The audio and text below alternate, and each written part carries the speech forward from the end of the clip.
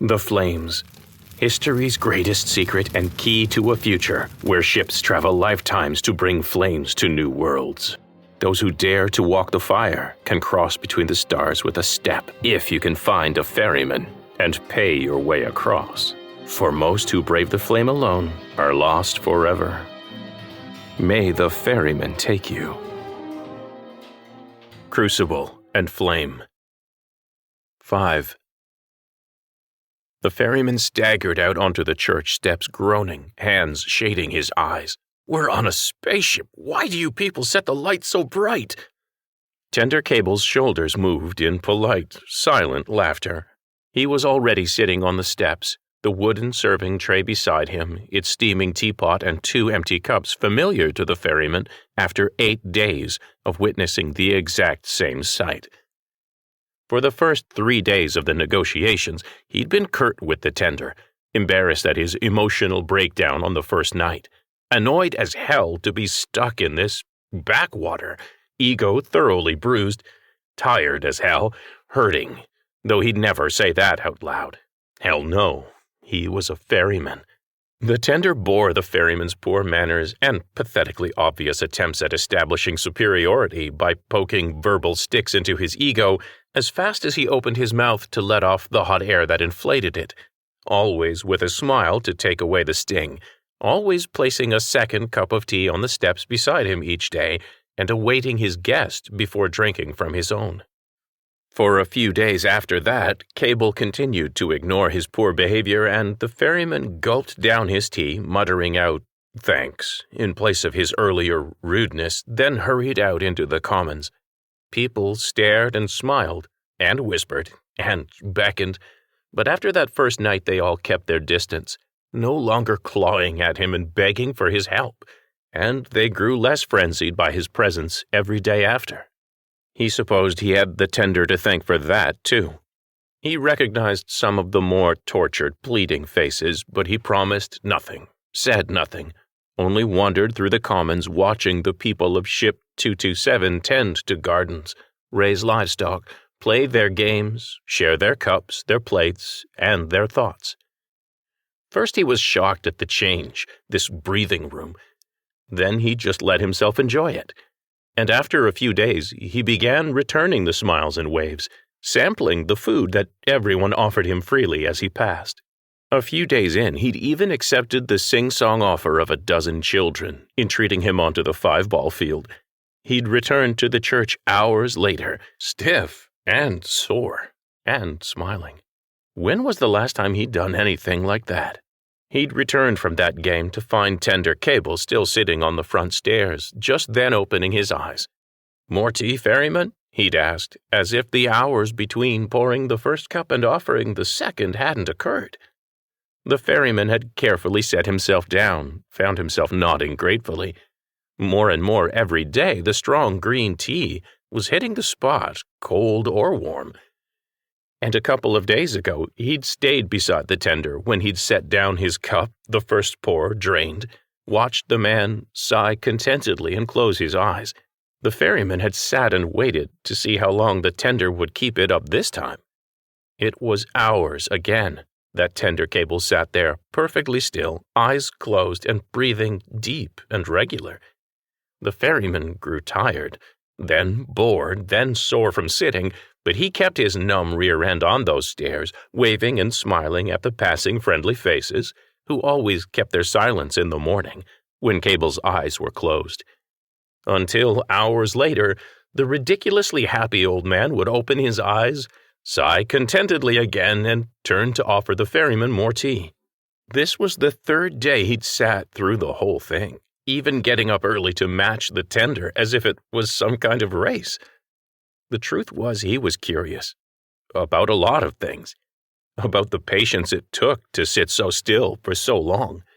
At first he wondered if Cable was putting it on for him, but no. But he'd seen others meditate, in hovels and in cathedrals, and this was no act. He grew jealous of the genuine satisfaction Cable derived from the simple act, also about the silence and respect his flock accorded him. Of course, he'd tried meditation for months or years at a time, over the centuries of his long life, but it never took. There was always something he wanted too much, that existed only on the other side of his closed eyelids, and pried them back open too soon. The last couple of days, though, he'd kept his eyes closed for longer and longer each time, sometimes dozing, sometimes thinking, but then letting the thoughts wash over him like water, not toying and fretting over each one. The 3 days the ferryman had sat with Cable were exactly the same. Get up, wash face and hands, drink tea, exchange pleasantries, finish tea, set it down, close eyes, sit quietly, no talking, on the steps of the church, disappear inside. For a few minutes every day he felt the motion of people passing and opened his eyes to smile and nod at all the faces going by, observing the Cable's silence, asking nothing of their tender or the visiting deva, the visiting spirit, or so they thought of the ferryman. After a while, though, less time each day, the ferryman's eyes would stay shut, and he'd let the thoughts go. That third morning, sharing the steps of the church, the ferryman opened his eyes to the sound of the tender pouring his second cup of tea. He sighed a contented sigh of his own, and nodded silent appreciation as Cable filled his cup again.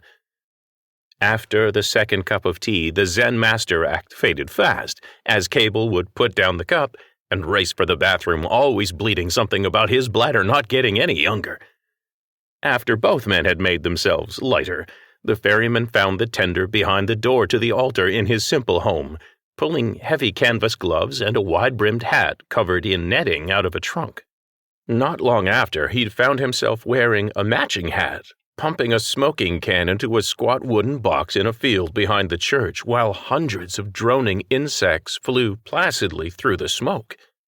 Cable pulled a wooden frame coated with honey from the box. "I take my tea clear," Cable had said, his smile clear in his voice, even with his face hidden. "But I've got a hell of a sweet tooth." He gestured at the dozens and dozens of bees around him. "These guys help with that." Later they shared their honey with food sellers in the commons, and fresh, warm bread was pressed into their hands in return. They wandered through the commons together, licking honey-sticky fingers, exchanging welcoming cries of "tender" and "deva," and enjoying the hot evening air the exchangers blew forward from the ship's drive sections. "Would it make you angry," the ferryman said around his last mouthful of bread and honey, "if I saved some honey for my tea?" "Waste of matcha," Cable chuckled and shook his head. "You helped scrape it. You do what you like with it." They walked through another hedge-lined intersection, taking a circuitous route back to the church around the outside of the massive commons. The ferryman craned his neck and looked up past the hedge to the wall of the ship itself. Even that had been painted a camouflage of greens and browns, and festooned with small sculptures and banners. "Nice to see you so relaxed," Cable said around a mouthful of bread. "Is that what I am?" he replied, genuinely surprised. Somehow, hearing someone else take note of the change in him made it more real. "Oh, don't go crawling back inside your ego," Cable said. His eyes narrowed, but when he looked at the tender, his good-natured grin was infectious. "How do you know I'm not always like this?" "Don't tell lies, you'll burn yourself on the flame," Cable teased. That provoked genuine, inwardly aimed laughter. "Don't think that old wives' tale counts for my kind," he said when he recovered. "I'm thinking a lot doesn't count for my kind," he admitted honestly, letting his eyes enjoy the hard-wrought beauty thriving around him. The tender snorted. "No shit. Anyone lives long enough, ferryman or well-fed mortal, they all tend toward vanity, boredom, and heads up their asses." Cable poked him with a finger. "You live long enough, there's nothing left that's real to live for, so you make shit up." The ferryman led them to the right through another hedged intersection. He was surprised to find he knew the way. He thought about the tender's words. He thought about the relaxed feeling in his chest. The tight band that gripped him when he felt challenged, when he struggled to feel superior, was completely gone. "I don't usually let people talk to me like that," he replied. "You don't usually let people talk to you at all," Cable parried back. "You know, you're not a typical church tender." You get right down to it, Ferryman, nobody's typical anything at all. He chewed on that as the tender chuckled. They were close to the church when he spoke again. You never use my name.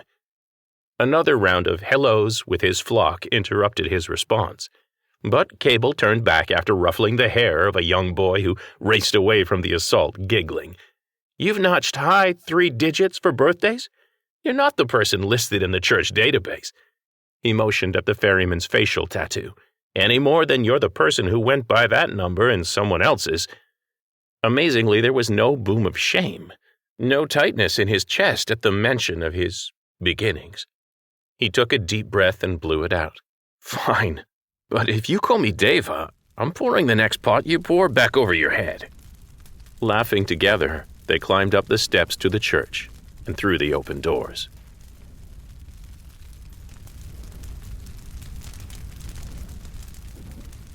TC! Yo, TC! Where you at, 10? The ferryman's hand stopped rubbing protectant into the side of the pew he was kneeling beside. He looked up over the top back to the door. A young man, a very young man, wearing a ship's officer's uniform, was walking up the far side of the pews, rubbing a hand over a shining, bald scalp. Right Honorable Tender, he called, happily and off-key. I'm done my bridge rotation, and I am in need of spiritual cleansing to get the stink of senior officers off of me. Pot of tea wouldn't hurt either. There was no answer, because Tender Cable had gone off on a house call right after his morning tea and piss.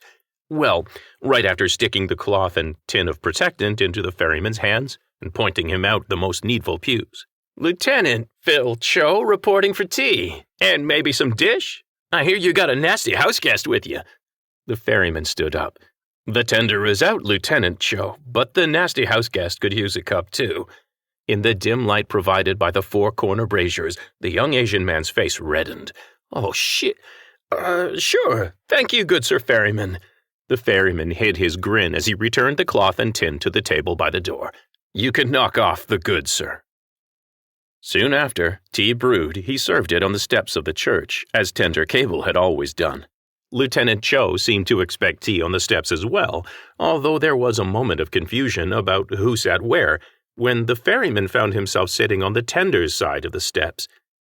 Lieutenant Cho took a noisy slurp, grinning over the cup, and raised his eyebrows in a question. I slipped in some honey, the ferryman replied. The young officer took another drink. Don't tell the tender, but I like yours better. The ferryman drank his own tea. Do you have any word for a nasty ferryman on the negotiations? Call me Phil, sir, Cho offered, wrapping long fingers around his cup. No, sir, either, he growled and sipped his own tea appreciatively. The negotiations. He's a hard-ass, that Gollibin legal, Cho confided, leaning in. Shipboard interests don't tell the crew anything, and only the senior officers get any real dirt. Cho looked over the brim of his cup. Be a while, though, what I hear, before he's done bending them over. And you might be hauling everything not welded down back through the fire when you go. Nodding, the ferryman chuckled, surprised to find he wasn't in a hurry to go anywhere. Got nowhere better to be. Cho watched him, not all the awe gone from his face. The ferryman filled his cup and let him watch. You seem young for a bridge officer, Lieutenant. All the officers' kids forward at the flame room say that too, but test numbers don't lie, and I had some good COs who wrote the right words to get me promoted. Cho shrugged. All thanks to the TC, though. He was the first guy to write the right words, get me into officers' candidate school. He's a stand-up guy, Tender Cable. Nodding back, the ferryman felt himself smile, like he just figured out an inside joke. So I'm learning. Philip. They both looked up to see the tender.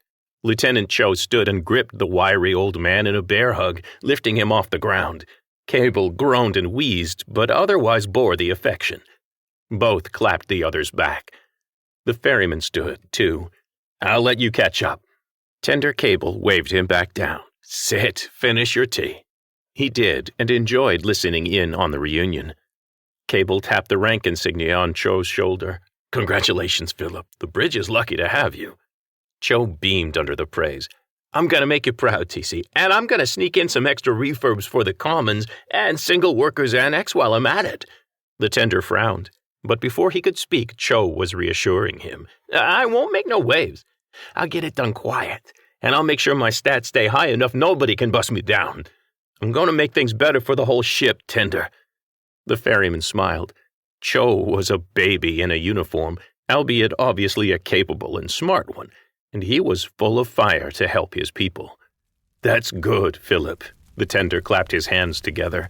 Now, how about you two help me put up a long table out in the square? There's a lot of us who'll want to come welcome Lieutenant Cho back home. No, they know the plates are failing, they just don't care. There's computer models that says just 'cause our ears go wonky when we step between the grav generators, there's still years left before folks in the comments start weighing less and rain falls up. Phil Cho beamed at the head of the table as the men and women seated around it laughed with him. He's a good kid, Cable said in the ferryman's ear, standing off to the side, munching on a barbecued vegetable kebab. Means what he says, and thank the fire he learned to rein in that hot head of his. Swallowing a mouthful of some spicy bread one of the men had brought to share, the ferryman nodded. Whip smart, too, from that lesson on artificial gravity generators he just gave. Being alive for hundreds of years meant you got bored. Sometimes that meant you got depressed, sometimes drunk, sometimes married or divorced, and sometimes you picked up a master's degree or two. His engineering degrees were a few generations old at this point, but the kid knew his stuff. He could tell. Cable leaned in and whispered, That's how he got in trouble in the first place. Patrol caught him jimmying open a GravPlate data port to copy its operating system and compare the numbers with an operating manual he dug up somewhere on the nets. They were going to put him on a work detail until I guilted one of the officers into running the numbers. Lo and behold, Bill Cho, Common's orphan, freed up a couple megawatts of power when he convinced them to reset the system. The ferryman coughed on the last bite of his bread in surprise. You reset your gravity generator out here in the deep just to free up a few megawatts. Few megawatts means a lot out here in the deep, Cal grinned. Was kind of festive watching everybody tape and tie and stick down everything they owned. Still, Lord, what a scorcher of a mess that was. Sometimes I miss Earth. Earth? The ferryman repeated, stunned. You're from... Yep, I'm from home. My family owns some cities in Norway. Beautiful place. Clean air, real weather, and the fjords. You've never seen anything like that. The ferryman moved close, cutting off his words. How the hell does someone born on Earth become a tender in the middle of the black? The tender had that gleam in his eyes again. Got bored of paradise? The ferryman opened his mouth to... What? Scoff? Call him a liar? He shut his mouth, looked back at the table where good people were sharing food and love, thought about that. He shook his head in wonder. Earth is a paradise, a park. Water, air, no disease, money, riches, the whole kit and caboodle, and you came here. Heads up. Both men looked back to Lou, just in time to see him tossing a mango to each of them. The ferryman fumbled for his and stared at it, even as Cable bit a hole in one end and pulped the inside, sucking his into his mouth. The ferryman finally figured out the trick of it, juice dripping down his chin as he savored the fresh taste. It had to have been 60 years since he'd tasted a mango. See, everything tastes better out here, Cable said, lips smacking around a bite of mango. Earth is empty. Hardly anyone can afford to set foot down there, and no one would ever risk 2 years cleaning waste systems and parole just to make a machine work better for everyone like Philip did. The tender squeezed and sucked more of the mango through the hole in its skin. Yes, I was rich, but so what? There's no joy left there, ferryman. You can relate to that, right? So you joined the Church of Flame and became a Buddhist. And shepherd a flock that will never see light in a real sky. I sure did. The gleam in his eyes was back. On Earth, all I lived for was heaping shit on the family ferryman who took us on our family vacations. Yes, we were that rich. I'd make him walk the fire to bring ice to a desert world or the other way around. Made him ferry me everywhere, spend millions in a week, just so I could feel something. Even made him take me to business meetings so I could throw my opponents off their games because my family had money to burn and let me do the burning. Sound familiar again? The ferryman did feel this hit home, his chest tightening for one moment. Then he squeezed more mango into his mouth, nodding as he chewed and swallowed, and the band around his chest dissolved. So you came here to serve the ferryman? Cable laughed. No, I don't worship you troublemakers. I do it to serve those sorry souls. He waved at the table, where all eyes were still on the newly minted lieutenant. I'm going to lay some knowledge down for you, ferryman. No religion has ever been built around serving their gods. A second round of introspection spurred by the tender's blasphemy revealed no tightness, no indignation, no feelings of inadequacy either, he realized. Okay, you tea-pushing polytheist, he said, genuinely curious now. Lay some more knowledge down. What is the point of the Church of Flame? Tender Cable shrugged. Just like everything invented by man, the purpose of religion is to make the people feel better. How can religion make people feel better? The ferryman chuckled, lost in the glory of the conversation with another human being he respected and who did not quake before him. You think religion's a crock? Not a crock exactly. Cable's face grew thoughtful. The biggest believer and the biggest fraud both get what they need from religion. Sometimes it's spiritual enlightenment, or the cash they fleece from the collection plate. Despite your blasphemy, Tender, I don't think you picked a very good place if your goal is to drain the collection plate, so what do you get out of it? Shit, Cable chuckled. It always amazes me.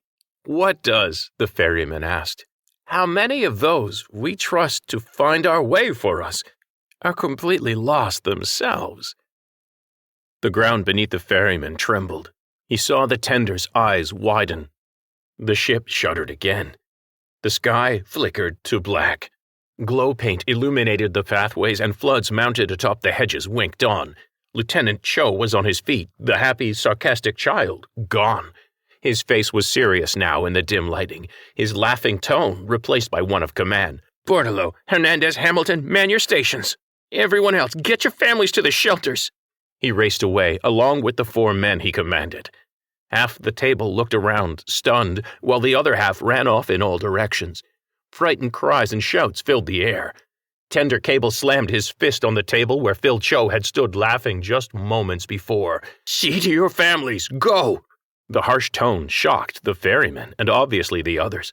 The table was soon empty and Cable pulled the ferryman along a path with blinking, glowing arrows on the ground.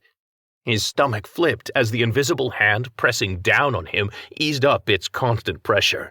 The gravity was glitching along with the power. Ship 227 was in trouble. The tender froze. The 2 men collided. He was about to ask what happened when he felt it. The warm evening breeze from the air exchangers was gone. The air was still. Still air on a spaceship meant CO2 buildup in place of breathable air. Still air meant death.